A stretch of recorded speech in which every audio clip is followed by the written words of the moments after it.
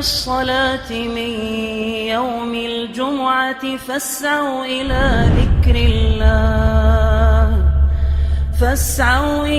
ذكر الله وذروا البيع ذلكم خير لكم إن كنتم تعلمون.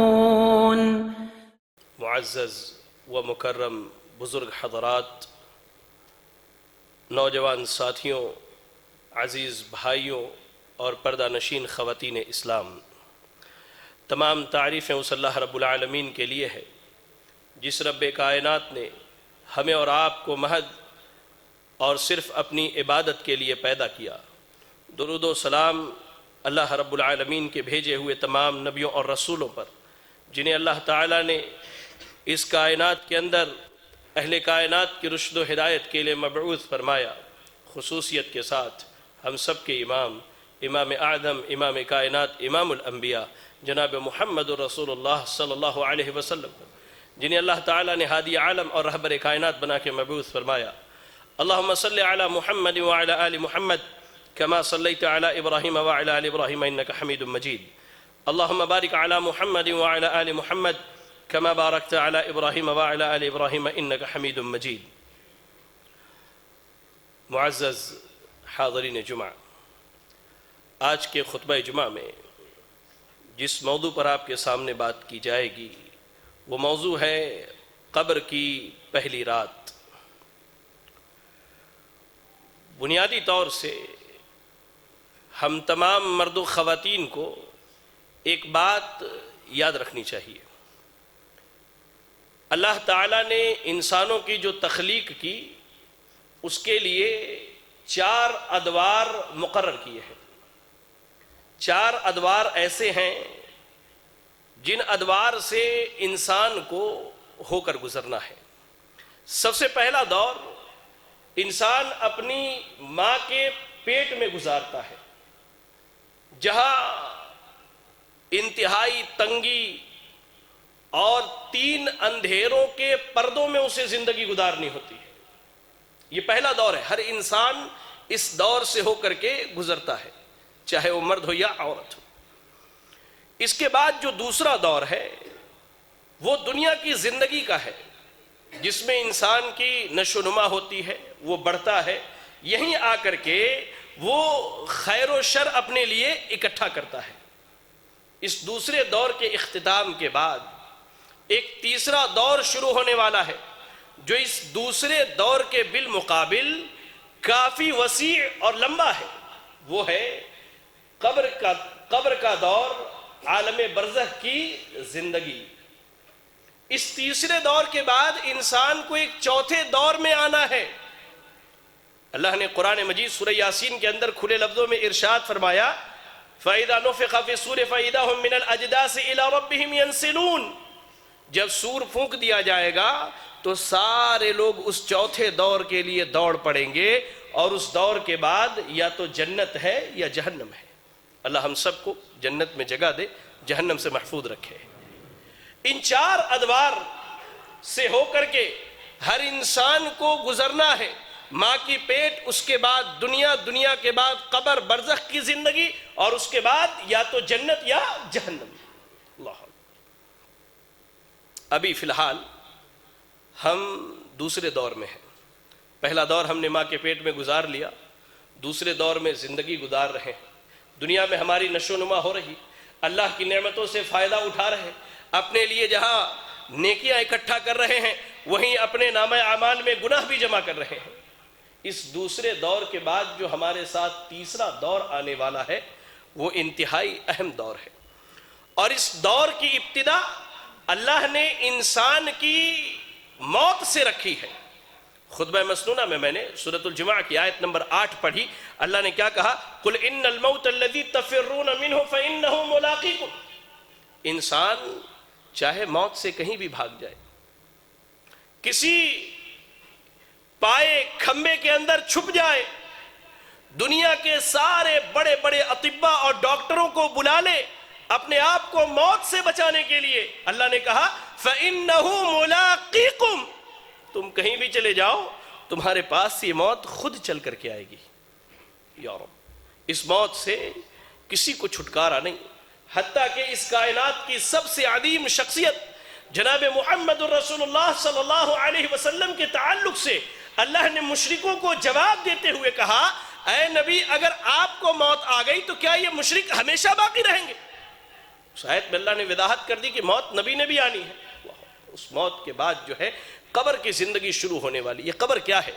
عموماً ہم یہ سمجھتے ہیں کہ مٹی کا ایک چھوٹا سا گھر ہے جس میں ہم چار کاندھوں پر اپنے کسی رشتہ دار، اپنے کسی عزیز، اپنے کسی قریبی کو اٹھا کر کے لے جا کے دفن کر کے چلے آتے ہیں، لیکن شریعت نے قبر کو کچھ اور بتلایا ہے جس کا ہمارے پاس علم نہیں ہے، اس کا علم حاصل کرنے کی ضرورت ہے، قبر کے متعلق سیکھنے کی ضرورت ہے، قبر کے متعلق جاننے کی ضرورت ہے، ورنہ انسان قبر کے متعلق کیسے تیاری کرے گا؟ ابھی آپ دیکھیں لاک ڈاؤن چل رہا تھا، اسکولوں میں تعلیم ہو رہی ہے، کیوں بھائی؟ آپ کے ایگزامز ہونے ہیں۔ جب امتحان کا علم نہ ہو تو آدمی تیاری نہیں کرتا، جب امتحان کا علم ہو جائے تو انسان اس کی تیاری بھی کرتا ہے۔ میں نے ایک عنوان یہاں لکھا ہے، قبر کیا ہے؟ اللہ اکبر، آئیے میں آپ کو بتلاؤں قبر کیا ہے۔ آخرت کے سفر پر جب انسان نکلتا ہے، جب اس کی موت ہو گئی، وہ آخرت کے سفر پر نکل چلا۔ آخرت کے سفر پر نکلنے کے بعد جو سب سے پہلا پڑاؤ، پہلا اسٹاپ جو ہے وہ قبر ہے۔ در حقیقت یہ میری اپنی بات نہیں ہے، بڑے مشہور صحابی رسول ہیں حضرت عثمان بن عفان رضی اللہ تعالی عنہ، خلفائے راشدین میں سے۔ آپ کے غلام حضرت ہانی بیان کرتے ہیں کہ عثمان بن عفان رضی اللہ تعالی عنہ کی عادت تھی کہ ان کے سامنے جب جنت و جہنم کا تذکرہ ہوتا تو آپ نہیں روتے تھے، آپ گھبراتے نہیں تھے۔ قیامت کا تذکرہ ہوتا آپ نہیں روتے، نہیں گھبراتے، لیکن جو ہی آپ کا گزر کسی قبر کے پاس سے ہوتا یا آپ کے سامنے قبر کا تذکرہ کر دیا جاتا، آپ زار و قطار روتے، زار و قطار، یہاں تک کہ آپ کی داڑھی جو ہے تر ہو جایا کرتی تھی۔ لوگوں نے پوچھا حضرت عثمان بن عفان رضی اللہ تعالی عنہ سے، جنت کے تذکرے پر آپ نہیں روتے، جہنم کے تذکرے پر نہیں روتے، لیکن جب قبر کی بات آتی ہے آپ اتنا روتے ہیں؟ کہا میں نے اللہ کے نبی صلی اللہ علیہ وسلم کو فرماتے ہوئے سنا، ان القبر اول منازل الاخرہ، لوگوں قبر جو ہے آخرت کے سفر کا سب سے پہلا پڑاؤ ہے، آخرت کی سب سے پہلی سیڑھی ہے، آخرت کی سب سے پہلی منزل ہے۔ فإن نجا منہ، کہا فإن نجا منہ عہد فما بعدہ ایسر منہ، اگر آدمی قبر میں کامیاب ہو گیا، قبر میں نجات پا لیا، سوالات کے جوابات دے لیے، تو یہاں اگر وہ کامیاب ہو گیا تو اس کے بعد کے منازل اس کے لیے آسان ہو جائیں گے۔ اور آگے کہتے ہیں کہ اگر یہاں نجات نہیں پایا، یہاں اسے کامیابی نہیں ملی، تو اس کے بعد کے جو منازل آنے والے ہیں اشد منہ، اس سے بھی زیادہ سخت ہوں گے۔ یا رب، اس سے بھی زیادہ سخت ہوں گے۔ یاد رکھیں، ہم جس قبر کو ایک مٹی کا چھوٹا سا گھر سمجھتے ہیں، وہ قبر در حقیقت آخرت کے سفر کے پڑاؤ میں سب سے پہلا اسٹاپ ہے، سب سے پہلا اسٹاپ ہے جہاں ہم نے ٹھہرنا ہے، اور کتنا ٹھہرنا ہے انشاءاللہ میں آپ کو اخیر میں بتلاتا ہوں۔ دوسرا نقطہ، قبر کیا ہے؟ قبر ایک تاریک گھر ہے جہاں اجالا صرف انسان کے اعمال سے ہی ہو سکتا ہے۔ یاد رکھیں اس بات، قبر کیا ہے؟ قبر ایک اندھیرا اور تاریک گھر ہے جہاں اجالا صرف انسان کے اعمال سے ہی ہو سکتا ہے۔ وہاں کسی کا وسیلہ، کسی کا تعلق، کسی کی رشتہ داری، کسی کا خاندان، کسی کا قبیلہ، کسی کا سماج کام آنے والا نہیں ہے۔ اللہ کے نبی صلی اللہ علیہ وسلم کے دور میں، صحیح بخاری اور صحیح مسلم کی روایت ہے، ایک عورت مسجد صاف کیا کرتی تھی۔ کچھ دن اللہ کے نبی صلی اللہ علیہ وسلم نے اسے نہیں دیکھا تو آپ نے صحابہ سے پوچھا کہ وہ جو عورت صفائی کیا کرتی تھی وہ کہاں ہے؟ صحابہ اکرام رضی اللہ عنہم نے کہا انہا ماتت اللیلہ، اے اللہ کے نبی صلی اللہ علیہ وسلم فلاں رات جو ہے اس عورت کی موت ہو گئی، تو رات کا وقت تھا، ہم نے آپ کو اٹھانا مناسب نہیں سمجھا، نماز جنازہ پڑھی اور اس کو ہم نے دفن کر دیا۔ رحمت للعالمین ہے، آپ کے ہاں چہرہ دیکھ کر کے لوگوں سے معاملات نہیں ہوتے تھے، آپ عہدہ اور منصب دیکھ کر لوگوں سے معاملات نہیں کرتے تھے۔ جھاڑو دینے والی عورت کے بارے میں پوچھتے کہاں ہے اس کی قبر، دلونی، بتلاؤ مجھے اس کی قبر کہاں ہے۔ صحابہ لے کر کے گئے اللہ کے نبی صلی اللہ علیہ وسلم اس غریب عورت کے قبر کے سامنے کھڑے ہوئے، قبلہ رو کیا آپ نے، اور اس کی نماز جنازہ پڑھی اور اس کے حق میں دعا کیا. اور اس کے بعد اللہ کے نبی صلی اللہ علیہ وسلم کیا کہتے ہیں؟ ان هذه القبور مملوءة ظلما. آپ صلی اللہ علیہ وسلم کہتے ہیں کہ یہ قبر جو ہے، قبر والے پر بالکل اندھیرا اور تاریک ہوتا ہے، اس میں کوئی روشنی نہیں ہوتی، کوئی روشنی نہیں ہوتی. آج ہم اجالوں کے اتنے دلدادہ ہو چکے ہیں کہ اگر تھوڑی دیر کے لیے لائٹ چلی جائے، تھوڑی دیر کے لیے لائٹ چلی جائے تو ہم پریشان ہو جاتے ہیں. ابھی کل رات ہی اپنے کچھ بھائیوں کے ساتھ ہم راستے سے آ رہے تھے تو تھوڑے ہی فاصلے پر روشنی نہیں تھی، تو آپس میں اس بات پر ڈسکشن ہونے لگا کہ دیکھیے یہاں کھمبے نہیں ہیں، یہاں روشنی نہیں. ہم تھوڑی سی تاریکی سے پریشان ہو جاتے ہیں. اس قبر کی تاریکی کو ذرا سوچئے، جہاں کوئی نہ ہوگا، نہ باپ، نہ ماں، نہ بھائی، نہ بہن، نہ بیوی، نہ بچے.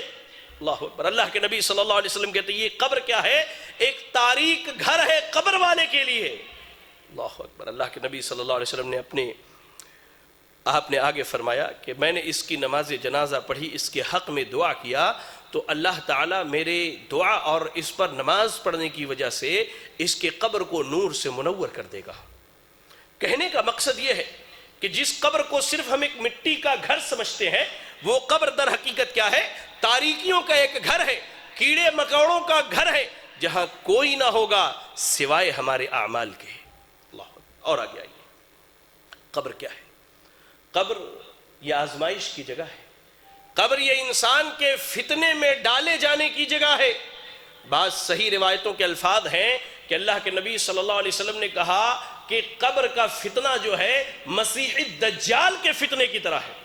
اور مسیح الدجال کا فتنہ کتنا بڑا ہے؟ اللہ کے نبی صلی اللہ علیہ وسلم کہتے ہیں کہ جتنے بھی نبی آئے سارے نبیوں نے اپنی امت کے لوگوں کو مسیح الدجال کے فتنے سے ڈرایا ہے. آپ کہتے ہیں کہ قبر کا فتنہ، قبر کی آزمائش بھی مسیح الدجال کی آزمائش کی طرح ہے. اللہ اکبر. عروہ بن زبیر رضی اللہ تعالیٰ عنہ اپنی خالہ ام المومنین عائشہ صدیقہ رضی اللہ تعالیٰ عنہ سے بیان کرتے ہیں کہ ان کے پاس ایک یہودی عورت بیٹھی ہوئی تھی، یہودیہ عورت بیٹھی ہوئی تھی. تو اس نے کہا کہ تمہاری کیا رائے ہے حضرت عائشہ رضی اللہ تعالیٰ عنہ سے؟ تمہیں معلوم ہے کہ تم سب کو قبروں میں آزمایا جاتا ہے. تو اللہ کے نبی صلی اللہ علیہ وسلم نے اس یہودی عورت کی بات سنی تو آپ نے کہا کہ یہودیوں کو قبر میں آزمایا جاتا ہے. آپ نے یہ بات کہی. حضرت عائشہ رضی اللہ تعالیٰ عنہ کہتی ہیں فَلَبِثْنَ لَيَالِي، کچھ راتیں گزری تو اللہ کے نبی صلی اللہ علیہ وسلم میرے پاس آئے اور آ کر کے کہا کہ اے عائشہ تمہارا کیا خیال ہے؟ میرے طرف اللہ کی وحی آئی ہے کہ اہل اسلام بھی اپنی قبروں میں آزمائے جائیں گے. دنیا کی سب سے بڑی آزمائش ہے، جس آزمائش میں کامیاب ہونا یہ ہر انسان کی ذمہ داری ہے. ہر انسان کی ذمہ داری ہے. کامیاب کیسے ہوں گے انشاءاللہ میں آپ کو آگے چل کے بتلاتا ہوں. تو قبر کیا ہے؟ یہ ایک آزمائش کی جگہ ہے جہاں انسان آزمایا جاتا ہے. اور جب اللہ کے نبی صلی اللہ علیہ وسلم کو اللہ نے یہ بتلا دیا کہ امت اسلامیہ بھی قبر میں آزمائی جائے گی، ام المومنین عائشہ صدیقہ رضی اللہ تعالیٰ عنہ کہتی ہیں کہ میں نے اس کے بعد ہمیشہ دیکھا کہ امام کائنات نبی اکرم صلی اللہ علیہ وسلم قبر کے فتنے سے اللہ کی پناہ مانگتے تھے. تشہد میں دعا پڑھتے نا، وَأَعُوذُ بِكَ مِن فِتْنَةِ الْقَبْرِ، اللہ ہم تجھ سے قبر کی آزمائش سے تیری پناہ چاہتے ہیں. یہ صحیح مسلم کی روایت ہے. حضرت عائشہ رضی اللہ تعالیٰ عنہ کہتی ہے کہ اللہ کے نبی صلی اللہ علیہ وسلم اس کے بعد قبر کے فتنے سے پناہ مانگنے لگے اللہ رب العالمین کی. ہم میں سے کتنے ایسے ہیں جو دن بھر میں کم از کم 100 مرتبہ اللہ سے قبر کے فتنے کی پناہ مانگتے ہو؟ میں نہیں سمجھتا کہ شاید کوئی ہو الا من رحم ربی، سوائے اس کے جس پر میرا رب رحم فرمائے. قبر کیا ہے میرے بھائیوں؟ قبر ایک ایسی تنگ جگہ ہے جہاں ایمان والا جائے تب بھی، بے ایمان جائے تب بھی قبر اسے دبوچ لیتی ہے، اسے دباتی ہے. اور اس میں کوئی فرق نہیں ہے چاہے ایمان والا ہو چاہے فاسق و فاجر یا کافر ہو. قبر میں دفن کیا گیا، قبر اسے دبوچتی ہے، دبا کے رکھتی ہے. بہت جلیل القدر صحابی ہے حضرت سعد بن معاذ رضی اللہ تعالی عنہ. ان کے متعلق عبداللہ ابن عمر رضی اللہ تعالی عنہ نے کہا کہ اللہ کے نبی صلی اللہ علیہ وسلم نے حضرت سعد بن معاذ رضی اللہ تعالی عنہ کی وفات کے وقت کہا تھا هذا الذي تحرك له العرش، یہ آج جو سعد کی وفات ہوئی ہے، سعد کی وفات کی وجہ سے رحمان کا عرش ہل گیا. وفتحت له ابواب السماء، آسمان کے دروازے سعد کے لیے کھول دیے گئے. وَشَهِدَهُ 70,000 مِنَ الْمَلَائِكَةِ اور 70,000 فرشتے سعد کی نماز جنازہ میں شریک ہوئے. یہ عام بات نہیں ہے. اتنے جلیل القدر صحابی وفات پر رحمان کا عرش حرکت میں آ جاتا ہے. آسمان کے دروازے کھول دیے جاتے ہیں, 70,000 فرشتے نماز جنازہ میں شریک ہوتے ہیں. پھر اللہ کے نبی صلی اللہ علیہ وسلم نے کہا لَقَدْ ضُمَّ ضُمَّةً ثُمَّ فُرِّجَ عَنْهُ. سعد کو قبر نے ایسے دبایا پھر اللہ کے حکم سے کشادگی کر دی گئی. یہ حدیث جو ہے سنن نسائی کی ہے اور سند کے اعتبار سے بالکل صحیح ہے. اور ام المومنین عائشہ صدیقہ رضی اللہ تعالیٰ عنہ کی ایک روایت ہے جسے امام بغوی نے اپنی سنہ کے اندر, امام احمد نے اپنے مسند کے اندر نقل کیا, علامہ البانی نے اس کی سند کو صحیح قرار دیا ہے. کہتی ہیں ان للقبر ضغطة لو نجا منها احد لنجا منها سعد بن معاذ, کہ قبر جو ہے یہ انسان کو دباتی ہے. اگر کوئی قبر کے دبوچنے اور دبائے جانے سے بچ سکتا تھا تو سعد بن معاذ بچ سکتے تھے, لیکن انہیں بھی قبر نے دبایا. یا رب ہماری حالت کیا ہوگی, ہماری حالت کیا ہوگی؟ کبھی غور کیا ہے میرے بھائیوں؟ اللہ اکبر.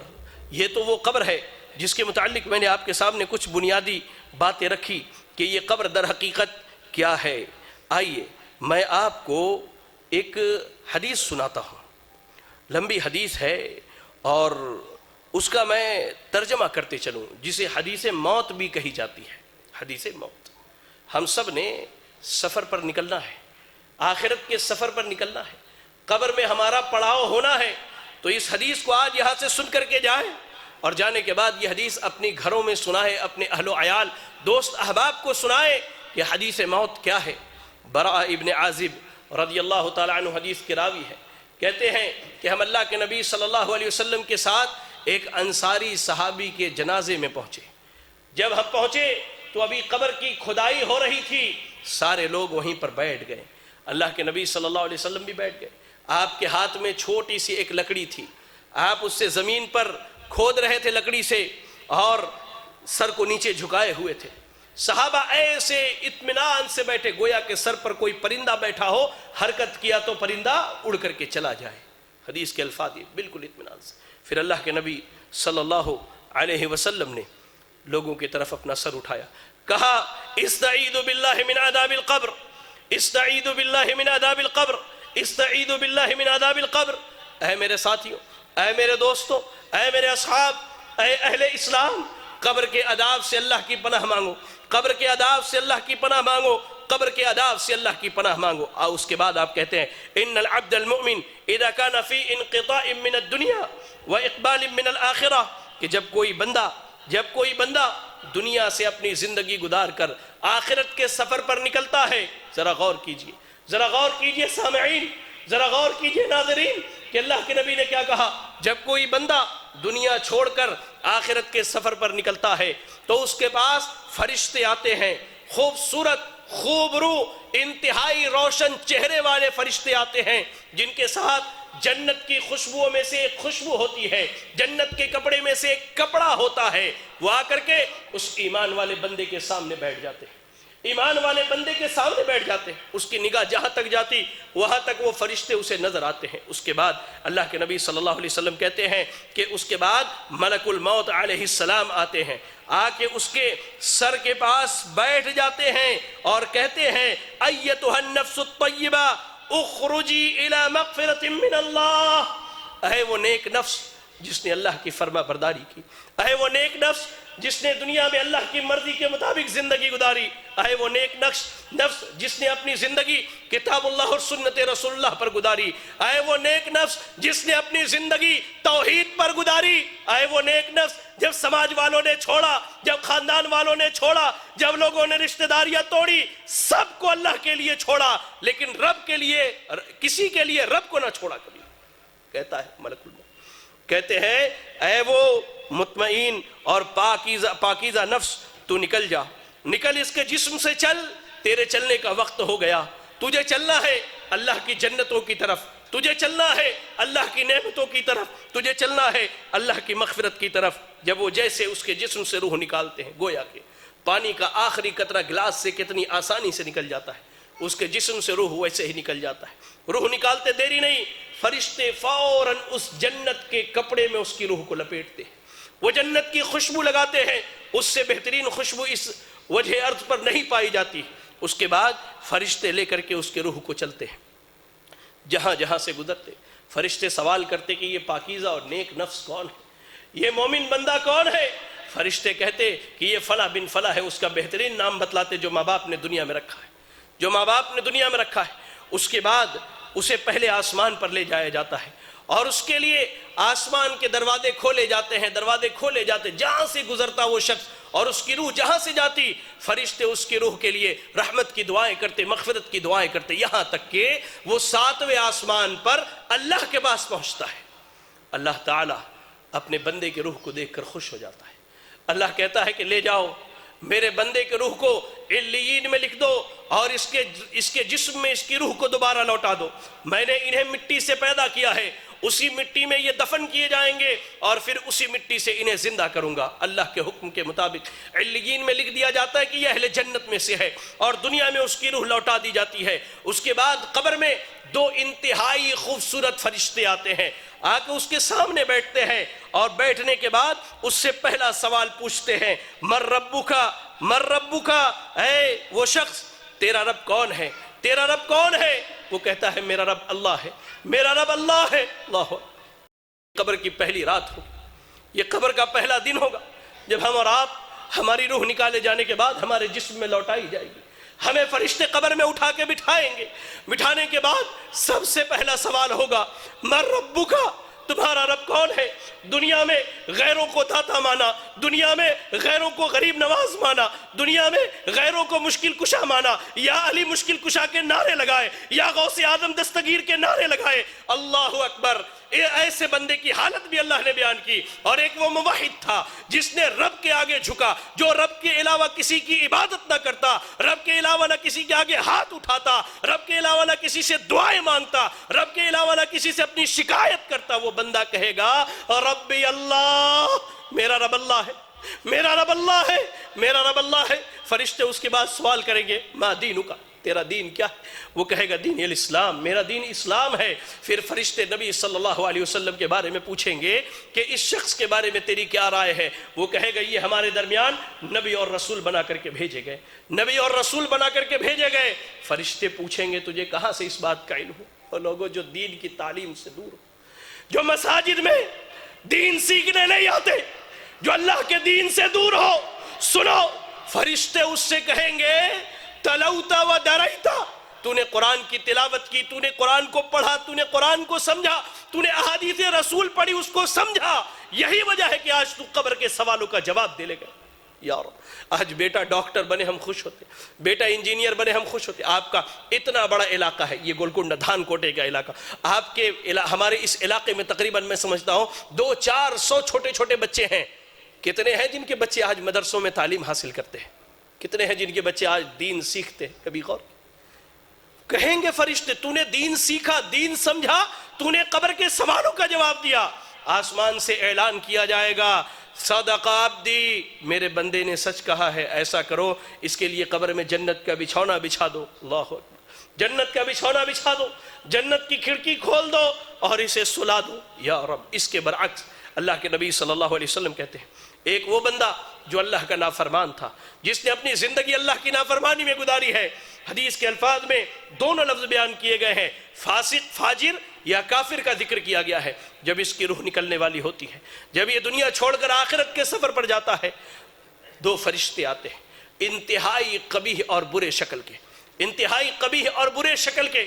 یا رب، آنے کے بعد اس کے سامنے بیٹھ جاتے ہیں، اس کے سامنے بیٹھ، جہاں تک اس کی نگاہ جاتی ہے وہ فرشتوں کو دیکھتا ہے۔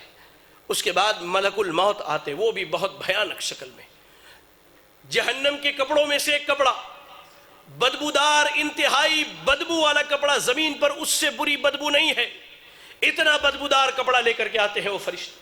ملک الموت آتے ہیں، اس کے جسم سے روح کو نکالتے ہیں، اس کے جسم میں روح بھاگتی ہے، کبھی ادھر کبھی ادھر کبھی۔ اللہ، قرآن میں اللہ نے کہا کہ اللہ تعالیٰ جب ان کے روحوں کو نکالتا ہے، جب ان کی روحیں نکالے جاتی ہیں تو فرشتے ان کے پیٹھ پر، ان کے پیچھے کے حصے پر لات مار کر کے ان کی روح نکالتے ہیں۔ کھینچ کر کے زبردستی اس کے جسم سے روح نکالی جاتی ہے اور اس بدبودار کپڑے میں اس روح کو لپیٹ دیا جاتا ہے. کوئی فرشتہ نہیں چاہتا کہ اس کی روح کو لے کر کے جائے. لے جایا جاتا ہے, پہلے آسمان پر پہنچتے, سوال کیا جاتا ہے یہ بدبخت کون ہے جس کی تم روح نکال کر کے لائے ہو؟ اس کا سب سے برا نام جو دنیا میں رکھا گیا وہی نام بتلایا جاتا ہے, پہلے آسمان سے واپس کر لے جاؤ, اس کے روح کو اس کے جسم میں لوٹا دو. اس کے روح کو اس کے جسم میں لوٹا دیا جاتا ہے. فرشتے آتے ہیں 2 فرشتے سوال و جواب کے لیے, انتہائی بھیانک اور خطرناک شکل میں. دونوں آ کر اس کے سامنے بیٹھ جاتے ہیں, اسے اٹھا کر بٹھاتے ہیں, کہتے ہیں من ربک کا, تیرا رب کون ہے؟ ہائے اللہ, اس نے زندگی بھر درباروں پر سر مارے ہیں, اس نے زندگی بھر غیر اللہوں کو پکارا ہے, اس نے رب کی تحقیر کر کے, اللہ کی قسم کہتا, اللہ کی قسم, آج سلون میں بیٹھا تھا, اشعار سنے تو محسوس ہوا کہ کان سے میرے خون نکل جائے. شاعر بدبخت کہتا ہے اللہ کی جھولی میں توحید کے علاوہ کیا رکھا ہے؟ جو بھی مانگنا ہے محمد سے مانگ لو. انا للہ و انا الیہ راجعون. زندگی بھر اس نے غیروں کے در پر سر مارے, رب کے علاوہ غیروں کو پکارا, حاجت روا, مشکل کشا, سب غیروں کو سمجھائیے. کہتا ہاں لا ادری, مجھے نہیں معلوم میرا رب کون ہے, مجھے اس کا علم ہے ہی نہیں, میں کیا بتلاؤں میرا رب کون ہے. کہا جاتا ہے ما دینوں کا, تیرا دین کیا ہے؟ وہ کہتا ہے ہاں لا ادری, مجھے نہیں معلوم میرا دین کیا ہے. پھر کہا جاتا ہے اس شخص کے بارے میں کیا خیال ہے؟ نبی صلی اللہ علیہ وسلم کے متعلق جو سوال کیا تھا, کہتا ہاں لا ادری, مجھے نہیں معلوم, میں کیا کہوں, میں نے لوگوں کو جو کہتے ہوئے سنا وہی کہہ سکتا ہوں, مجھے نہیں معلوم. یا رب یا رب یا رب, اللہ سے دعا کرے کہ اللہ ہمیں اس کیفیت اور حالت سے محفوظ رکھے. اللہ کی قسم, فرشتے اللہ کے نبی صلی اللہ علیہ وسلم کہتے ہیں سوال جواب ہونے کے بعد فرشتے جب وہاں سے چلے جاتے ہیں قبر بندے کو دباتی ہے, یہاں تک کہ اس کی ادھر کی پسلیاں ادھر کی پسلیوں میں سے مل جایا کرتی ہے. اللہ, ایک نوجوان آتا ہے انتہائی برے شکل میں, انتہائی برے شکل میں, اور ٹھیک اس کے برعکس مومن کے پاس انتہائی خوبصورت شکل میں نوجوان آتا ہے. اس شخص کے پاس نوجوان برے شکل میں آ کے کہتا ہے کہ تجھے مبارک ہو وہ برائی جس کا تو حقدار ہے. وہ کہتا ہے کون سی برائی؟ تم کون سی برائی کی خبر لے کر کے آئے ہو؟ تم کون ہو جو میری قبر میں آئے ہو؟ کہتا ہے میں تیرا برا عمل ہوں, میں تیرا برا عمل ہوں. وہی نوجوان جو مومن ہے اسے جنت کی خوشخبری سناتا ہے وہ نوجوان, اور کہتا ہے کہ میں تیرا اچھا عمل ہوں. قبر میں نہ مال جانے والا ہے, نہ اولاد جانے والی ہے, نہ بیوی جانے والی ہے. اللہ, آپ کا عمل جانے والا ہے, عمل جانے والا ہے. قبر کی پہلی رات کیسی گزرنی ہے اللہ کی قسم ہم میں سے کوئی نہیں جانتا ہے. آئیے میں آپ کو حدیث سناؤں. سنن ابن ماجہ کی روایت ہے, صحیح حدیث ہے. اللہ کے نبی صلی اللہ علیہ وسلم کہتے ہیں, یہ حدیث بھی حضرت براء بن عازب رضی اللہ تعالیٰ عنہ سے روایت ہے, کہتے ہیں اللہ کے نبی نے کہا یا اخوانی لمثل هذا فاعدوا, یا اخوانی لمثل هذا فاعدوا, یا اخوانی لمثل هذا فاعدوا. اے میرے بھائیوں قبر کی تیاری کر لو, اے میرے بھائیوں قبر کی تیاری کر لو, اے میرے بھائیوں قبر کی تیاری کر لو. آج اگر ہماری موت ہو جائے, کبھی ہم نے سوچا ہے اس 60 سال 70 سال کی زندگی کے لیے ہم کتنا بھاگ دوڑ کرتے, حلال حرام کی ہم نے تمیز چھوڑ دی, سودی کاروبار میں ہم ملوث ہو گئے, زنا بدکاری کے راستے کو نوجوانوں نے اختیار کیا, شراب نوشی کے راستے کو نوجوانوں نے اختیار کیا, زندگی کو جنت بنایا اور حقیقی جنت سے ہاتھ دھو بیٹھے. اللہ, کبھی سوچا ہے قبر میں کتنا رہنا ہے؟ آؤ میں آپ کو ایک مثال دے کے سمجھاتا ہوں. ابو بکر صدیق رضی اللہ تعالیٰ عنہ کو تو سب جانتے ہیں, ہمیں کا ہر آدمی ان کو جانتا ہے. اللہ کے نبی صلی اللہ علیہ وسلم کی یار غار ہیں, آپ کے سسر ہیں, کائنات کے نبی صلی اللہ علیہ وسلم کی وفات کے بعد پہلے خلیفہ ہیں مسلمانوں کے. ابو بکر صدیق رضی اللہ تعالیٰ عنہ کی وفات ہجرت کے 13ویں سال ہوتی ہے. 13 سال ہجرت کے جب ہوئے تھے تو حضرت ابو بکر صدیق رضی اللہ تعالیٰ عنہ کی وفات ہوئی تھی. آج ہجرت کے 1442 سال ہو گئے, 1442 سال. کبھی سوچا ہے 70 سال کی زندگی کے لیے اتنی کوشش کرتے ہم, لیکن جو زندگی بہت لمبی ہونے والی ہے اس کی فکر آج ہمارے نوجوانوں کو نہیں ہے. اگر ہوتی تو آج اکثریت داڑھی والے نوجوان یہاں بیٹھے ہوتے. اگر ہوتی تو جیسے یہ 5 وقت کی نمازوں میں مسجدیں خالی ہوتی ہے, نہ ہوتی جمعہ میں جیسے ہماری پوری آبادی مسجد میں آتی ویسے ہم 5 وقت کی نمازوں میں آتے. افسوس ہوتا ہے. فجر کی نماز یہیں پڑھتا ہوں. یہ اہل مسجد کی مہربانی ہے کہ ان لوگوں نے مجھ طالب علم کو آج کچھ بولنے کا موقع دیا. میں آپ کو بتلاؤں یہیں ہم نماز پڑھتے ہیں. آپ ہمارے مؤذن داؤد بھائی 3-4 صف سے زیادہ لوگ نہیں ہوتے. کیا بستی میں 3-4 صفی لوگ موجود ہیں؟ یا رب جمعہ میں کہاں سے آ جاتی ہے ہماری اتنی بڑی آبادی؟ کہاں سے آ جاتی ہے؟ کبھی غور کر کے دیکھا کہ یہ زندگی کا آخری جمعہ ہو، اس کے بعد قبر میں آنکھ کھلوائی جائے۔ ابو بکر صدیق رضی اللہ تعالیٰ عنہ ہجرت کے 13ویں سال فوت ہوتے ہیں، آج ہجرت کے 1442 سال ہو گئے، اپنی قبر میں 1429 سال سے وہ ہیں، 1429 سال سے۔ کب تک رہیں گے کسی کو معلوم ہے؟ نہیں معلوم۔ ہماری موت ہو جائے، ہم اپنی قبر میں کتنے سال رہیں گے، کتنے برس، کتنے ہزار سال ہم رہیں گے، ہم میں سے کوئی نہیں جانتا، کیونکہ قیامت کا علم اللہ کے علاوہ کسی کو نہیں ہے۔ یا پھر بھی اتنی غفلت، پھر بھی اتنی لاپرواہی۔ آئیے اللہ کے نبی صلی اللہ علیہ وسلم نے کیا کہا ذرا سن کر کے جائیے۔ آپ صلی اللہ علیہ وسلم کہتے ہیں یتبع المیت ثلاثہ، میت کے پیچھے 3 چیزیں جاتی ہیں، جب اسے دفن کرنے کے لیے لے جایا جائے 3 چیزیں جاتی ہے، اہلہ وعملہ ومالہ، انسان کے اہل و عیال، بیٹے بچے خاندان والے جاتے ہیں، ومالہ، اس کا مال و دولت بھی اس کے ساتھ قبرستان تک جاتا ہے، وعملہ، اور اس کے اعمال بھی اس کے ساتھ جاتے ہیں، فیرجع اثنان ویبقى واحد، فیرجع اثنان ویبقى واحد۔ اہل ایمان کان کھول کر کے سن لو، کان کھول کر کے سن لو، یہ دنیا کی زندگی، یہ دنیا کی ساری دولت یہ سب ہمارے ساتھ قبرستان جاتے ہیں۔ جن بیوی بچوں کی تربیت کے لیے، پرورش کے لیے ہم حرام حلال کی تمیز چھوڑ دیتے ہیں، جن کی پرورش کے لیے ہم نمازوں کو ضائع کر دیتے ہیں، جس عمارت کو بنانے کے لیے، جس گاڑی کو خریدنے کے لیے ہم حرام پیسے سے بھی تعمیر کر لیتے ہیں، اللہ کی قسم وہ بیوی آپ کے ساتھ قبر میں نہیں جاتی، نہ بیوی کا شوہر اس کے ساتھ قبر میں جاتا ہے، یہ بچے آپ کے ساتھ آپ کی قبر میں نہیں جاتے۔ اللہ کے نبی صلی اللہ علیہ وسلم نے کہا کہ 2 چیزیں واپس آ جاتی ہے، کیا کیا؟ اس کے اہل و عیال اور اس کے مال و دولت واپس چلے آتے ہیں، اس کا عمل صرف اس کے ساتھ باقی رہتا ہے، اس کا عمل صرف اس کے ساتھ باقی رہتا ہے۔ تو میں کہتا ہوں میرے بھائیو کہ ذرا غور کر کے دیکھیے کہ ہمارا عمل کیسا ہے، ہمارا عمل کیسا ہے۔ اگر آج ہماری موت ہو جائے، آج ہماری وفات ہو جائے، آج ہم دنیا سے چلے جائیں، تو کیا ہمارے اعمال ایسے ہیں کہ ان اعمال کی بنیاد پر اللہ تعالیٰ اپنی رحمت سے ہمیں معاف فرما دے؟ ذرا غور کر کے دیکھیں، آپ اپنے نفس میں جھانک کر کے دیکھیں۔ ہر آدمی اپنے نفس کے متعلق سوال کیا جائے گا، ہم اپنے نفس میں جھانک کر کے دیکھیں، واقعی ہمارے اعمال ایسے ہیں کہ قبر کی پہلی رات سے ہی ہمیں قبر میں آسانیاں اور آرام اور اطمینان عطا کیا جائے؟ اللہ اکبر، میں تو نہیں سمجھتا کہ ہمارے اعمال ایسے ہیں، ہمارے اعمال ایسے میں نہیں سمجھتا۔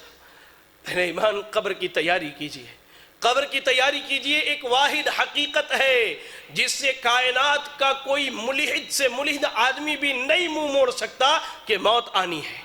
ہر آدمی موت کا اقرار کرنے والا، جب موت آنی ہے تو موت کے بعد ہم سب کو قبر میں جانا ہے، اور قبر میں جانا ہے تو حساب و کتاب وہیں سے شروع اور عذاب کا سلسلہ بھی وہیں سے شروع۔